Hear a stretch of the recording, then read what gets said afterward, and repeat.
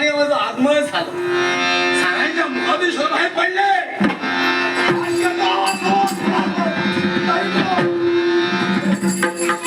मनात शंका निर्माण होऊ लागली. विचार करता करता कैलासच्या वदनात थांबली. यांचं आगमन झालं. हे कुणासूर असा विचार केला.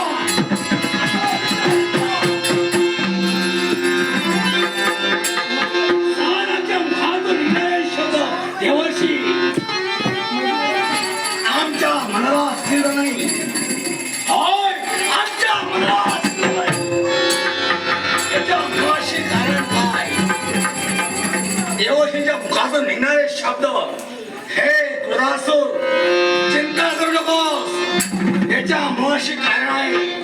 यालाही मार्ग आहे. मार्ग आहे. मग सांगा असा कोणता मार्ग?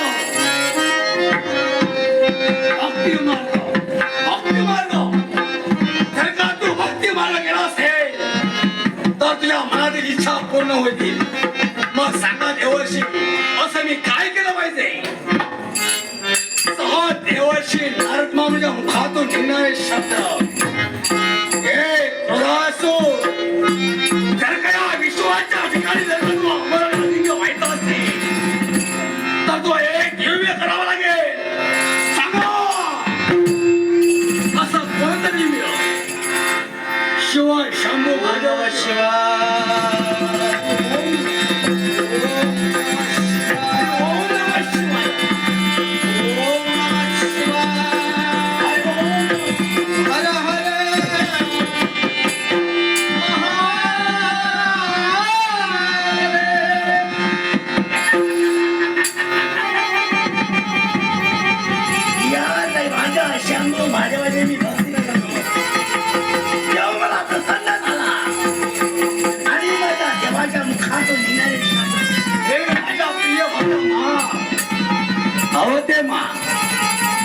सहज बोलून घेऊ. हे देवा, एक निष्ठेने मी तुझी भक्ती केली.